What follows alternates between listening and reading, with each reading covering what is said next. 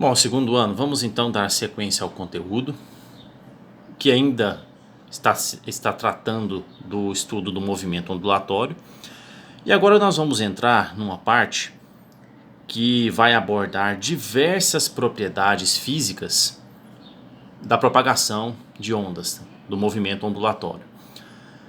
Na física nós temos dois tratamentos, dois fenômenos muito distintos um do outro, que são os fenômenos que ocorrem com partículas e os fenômenos que ocorrem com ondas. Então, na física, onda e partícula são coisas, em grande parte das vezes, bastante dissociadas uma da outra. Então, o movimento ondulatório vai trazer uma série de grandezas e de características que são bem interessantes de serem estudadas. Nessa aula de hoje, nós vamos falar um pouco sobre interferência e difração. Então, iniciando esse conteúdo, vamos lembrar aqui brevemente da própria definição de onda. Nós definimos uma onda como uma perturbação que se propaga, transportando movimento, energia, mas não transportando matéria. Ou seja, no caso aqui, como ondas formadas na água, as partículas do meio são perturbadas, começam a descrever um movimento oscilatório, mas você percebe que essa perturbação está sendo transmitida partícula a partícula no meio material, então você vê um pulso de onda, uma informação que se propaga pelo meio material. Claro, quando eu digo meio material, estou me atendo a ondas mecânicas, porque nós vimos que ondas eletromagnéticas, como a luz, micro-ondas, raio-x, etc., elas não precisam de um meio material para se propagar. Essa perturbação se propaga através do campo elétrico e do campo magnético no espaço. Então elas não precisam de um meio material para se propagar. Mas elas seguem esse mesmo modelo aqui, uma perturbação que se propaga. Certo? Bom, mas até o momento, nosso estudo está restrito a uma única onda presente numa região do espaço. O que acontece se numa certa região nós tivermos mais de uma onda? O que ocorre se uma frente de onda encontrar com outra frente de onda? O que vai resultar disso? Bom, aí nós vamos ter que entrar na seguinte propriedade. Primeiramente, quando uma onda numa certa região, imaginem que nós temos uma certa região do espaço, onde duas frentes de onda vão se encontrar. Bom, se duas frentes de onda se encontram, nós verificamos que as ondas têm a seguinte propriedade, o princípio da superposição. Então, o que acontece? Na região onde as ondas se cruzam, uma interfere na outra. Surge aqui também o termo chamado interferência, tá? Devido a este princípio da superposição. Ou seja, uma onda meio que mistura com a outra e forma uma espécie de onda resultante. Exatamente ali no ponto e no momento da interferência, onde as frentes de onda se superpõem, certo? Então, o princípio da superposição é que vai começar a explicar esse fenômeno chamado interferência. Vejam aqui, a perturbação da onda resultante em cada ponto do meio, durante a superposição, é a adição das perturbações que seriam causadas pelas ondas separadamente. Ou seja, forma-se uma figura resultante com a contribuição de todas as ondas que estão participando, que estão interagindo num certo ponto durante um certo tempo. Ou seja, vamos começar a ver isso daqui. Por exemplo, dois pulsos de onda. O pulso 1 se dirige para a direita e o pulso 2 se dirige para a esquerda, conforme vemos aqui no slide. Ora, vai chegar um momento em que esses dois pulsos vão se encontrar, né? Então, porque estão indo em direções opostas. Sentidos opostos, aliás.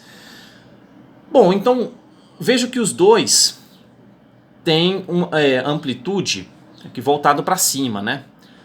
Ou seja, na hora que eles se cruzam, qual é a figura que se forma? Vocês estão percebendo que é uma figura maior do que o pulso 1 e que o pulso 2 isoladamente? Por que isso? Porque esse pulso é como se fosse a soma desses outros dois. Então, no momento em que os dois pulsos exatamente se superpõem, forma-se um pulso resultante, onde a amplitude desse pulso é exatamente a soma dessa amplitude com essa amplitude aqui. Então, se nós fôssemos atribuir valores, por exemplo, se esse pulso tem 2 metros de altura, de amplitude, e esse tem 1 metro de amplitude, como os dois estão no sentido positivo, os dois têm amplitude aqui apontando para cima, né, eles formam um pulso resultante de amplitude 3, né, porque essa interferência é do tipo construtiva, porque os dois estão orientados, né, na mesma direção, para cima. Então, no momento em que eles se cruzam, esse encontrou aqui, encontrou com esse. Exatamente nesse ponto forma-se um pulso resultante, resultado da superposição do pulso 1 com o pulso 2. E a amplitude dele é exatamente a soma algébrica deste pulso com este aqui. Só que isso é apenas uma figura momentânea, porque este pulso 1 vai seguir o seu caminho para a direita e esse pulso 2 vai seguir o seu caminho para a esquerda, conforme visto aqui embaixo. Ou seja, então essa figura se desfaz. O pulso 1 continua para cá e o pulso 2 continua para a esquerda, certo? Então isso é o que nós chamamos de interferência, quando uma onda interfere na outra, né? É baseado naquele princípio que eu coloquei aqui no slide anterior, o princípio da superposição, certo? Então, o princípio da superposição explica como uma onda interfere na outra, podendo ser desse tipo aqui, interferência construtiva, né, onde as duas ondas constroem um pulso resultante maior do que os outros dois aqui separadamente, mas também pode ocorrer o tipo de interferência chamada destrutiva. Veja que o pulso A está orientado para cima e o pulso B tem exatamente o mesmo valor, só que é orientado para baixo. Então, esse pulso A se dirige para a direita, o pulso B se dirige para a esquerda. No momento em que eles se encontram, veja aqui, ó, é exatamente a soma algébrica dos dois. Se esse aqui, por exemplo, fosse mais 2 e esse menos 2, como eles são exatamente opostos, um anulou o outro.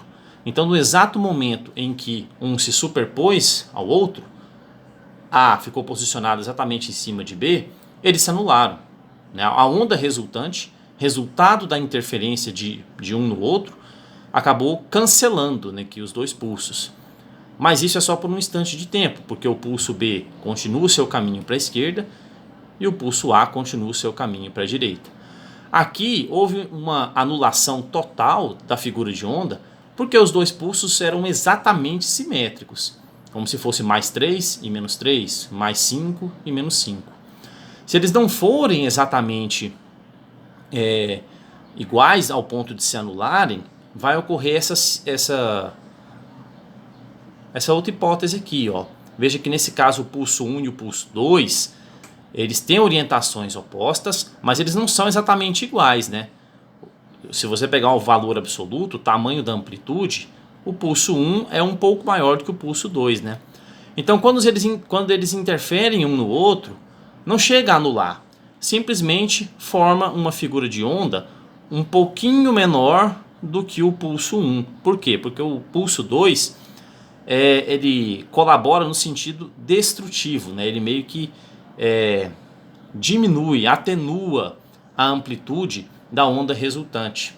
Ele tem uma contribuição negativa. É como se fosse assim, esse aqui é mais 3, esse é menos 1. Então forma-se uma onda, né? 3 menos 1, 2. Então como se tivesse 2 de amplitude aqui. Então isso também é resultante de uma interferência destrutiva, né? No momento em que os dois pulsos se superpõem, forma um pulso resultante que advém da colaboração dos outros dois, né? Ele é exatamente o resultado da superposição dos outros dois pulsos aqui, 1 e 2. E aí, conforme eu disse nos outros casos, o pulso 1 segue o seu caminho para cá, o pulso 2 segue o seu caminho para a esquerda, então esse momento aqui já se desfez. né, a superposição e a geração da interferência é só num certo ponto do espaço durante um certo tempo, porque a onda vai seguir o seu caminho, certo? Vamos ver isso aqui na prática, como que ficaria. Vamos supor que eu tenho uma... Vou colocar aqui. Então aqui eu estou gerando uma certa onda aqui. Tá? Então está aqui um pulso de onda se propagando.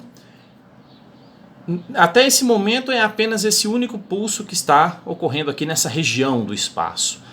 Bom, vejam que se eu colocar uma outra onda aqui, que inclusive estará em fase com essa de baixo, uma vai interferir na outra. E nós vamos ver a formação de uma figura de interferência. Tá? Então assim ficaria a figura de interferência entre essas duas ondas, tá? Que no caso são como se fossem dois lasers violetas. Então aqui nós vimos a formação dessa figura de interferência, tá? Desta maneira. Agora veja um negócio interessante aqui, ó. Se nós pegarmos vou tirar um deles aqui. A questão da colaboração da amplitude, como eu falei, né? Como uma amplitude soma com a outra. Nós podemos olhar aqui pelo gráfico, veja que a amplitude dessa onda está dando mais ou menos nessa marca aqui, né? Quando eu mencionei interferência construtiva, nós vimos lá nos slides que forma-se um pulso de onda de amplitude maior, né? Quando a interferência é construtiva. É exatamente o que vai acontecer aqui. Quando esse laser de cima gerar interferência no de baixo, vocês vão ver que a amplitude da onda resultante vai subir, vai ficar maior do que esse ponto aqui, quando começar a acontecer a interferência. Vocês viram aí, claramente formou-se uma onda com amplitude maior. Quando eu paro esse laser, eu paro de gerar interferência. Então veja que já houve atenuação aqui da amplitude, certo? Ou seja, quando essas duas ondas estão em fase, elas geram máximos e mínimos de interferência, tá? Conforme nós podemos ver aqui também no slide. Então duas ondas em fase vão gerar máximos e mínimos de interferência, tá? Forma-se então uma onda resultante. Uma outra propriedade que nós vamos ver agora é a difração. A difração, ela tem como base, primeiramente, esse princípio aqui, chamado princípio de Arens. Eu até tive que procurar qual era essa pronúncia, porque o sobrenome é holandês, então, ao que eu concluí, a pronúncia é essa mesmo, princípio de Arens. Bom, o que ele estabelece? Estabelece que, num movimento ondulatório progressivo, cada ponto de uma frente de onda se comporta como centro emissor de novas ondas com igual período. Tá, o enunciado dele é meio confuso, assim, é meio difícil de entender o que de fato vai acontecer, qual é a consequência desse princípio. Mas na prática nós vamos ver aqui que tem uma importância fundamental para entendermos uma propriedade do movimento ondulatório. Bom, pessoal, a principal consequência em termos práticos de aplicações do princípio de Arens é o seguinte. Vocês estão vendo aqui que isso aqui é uma frente de onda plana, certo? Então eu tenho aqui frentes de onda que estão se propagando no espaço, uma certa região, e vejo que essa frente de onda vai atingir uma parede e tem aqui uma pequena abertura. O que a gente poderia esperar que fosse ocorrer aqui? Quando a gente pensa em movimento de partículas, a gente pode pensar o seguinte: suponha que fosse, por exemplo, um fluxo de ar ao invés de onda. Vamos pensar num fluxo de ar. Se fosse um fluxo de ar ou um fluxo de água vindo aqui, a gente pensaria o seguinte: bom, essas regiões aqui ficariam paradas aqui na parede e a gente teria um fluxozinho por aqui, né? Como se fosse um tanque furado. Tá? Quando a gente pensa em partícula, a gente pensa num fenômeno como esse. Ficaria o resto da matéria represada aqui na parede e que teria um furo, né, jorrando aqui um fino jato de ar ou um jato de água, por exemplo. Esse seria o fenômeno esperado se nós estivéssemos falando em partículas.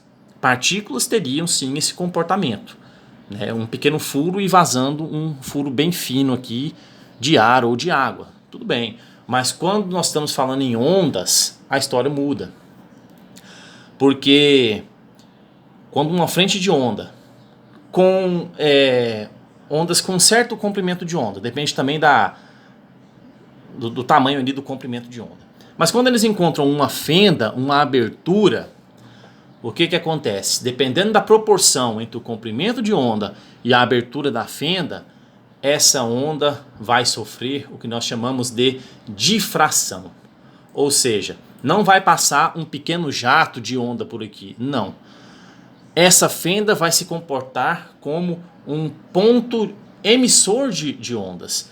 Quando o princípio diz que cada ponto é um ponto emissor de novas ondas, é porque na hora que essa frente chegar aqui, desse ponto, dessa fenda, ela vai se tornar um emissor secundário de ondas, como se fosse uma nova fonte.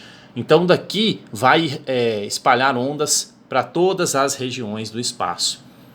No caso, vai acontecer isso aqui. O princípio de Huygens explica isso, tá? Como essa fenda passa a se tornar um ponto, uma fonte secundária de ondas, a onda difrata. Então daqui ela começa a se propagar para todas as direções. Aqui nesse lado, veja que a propagação era só nesse sentido, né? Era apenas para a direita.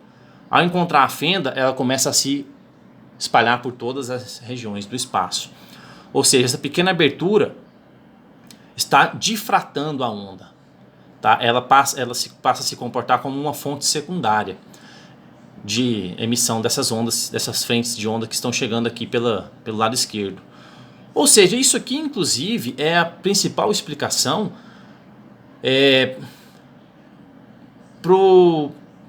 para a questão de o som contornar obstáculos. O som contorna obstáculos exatamente por causa disso. Porque as aberturas das janelas, das portas, essas frestas, né, que a gente tem nas edificações, elas permitem a difração do som. Então, mesmo que a pessoa não esteja exatamente à nossa frente, ela esteja atrás de uma parede, ela consegue nos ouvir. Por quê? Porque a frente de onda que chega aqui, que chega por esse caminho, consegue atingir uma pessoa que esteja aqui em cima, por exemplo, ou que esteja aqui embaixo, tá? Devido ao fenômeno da difração. É por isso que se diz que o som contorna obstáculos. É por causa disso. Porque as aberturas difratam o som. Então e lembrando, né, difração é um fenômeno para qualquer onda. Qualquer onda pode sofrer difração, dependendo das dimensões do seu comprimento de onda e das aberturas das fendas. Poderíamos ter inclusive também aqui uma fenda dupla. Teríamos ali uma dupla difração. Certo? Então, este é o fenômeno que ocorre, né? Então, difração é devido ao princípio de Huygens. Num movimento ondulatório progressivo, cada ponto de uma frente de onda se comporta como centro emissor de novas ondas com igual período. E a questão da interferência, que nós vimos aqui anteriormente, é devido ao princípio da superposição. Então essas são as duas primeiras propriedades ondulatórias. Nós vamos ver aqui durante essas próximas semanas, certo? Então é isso.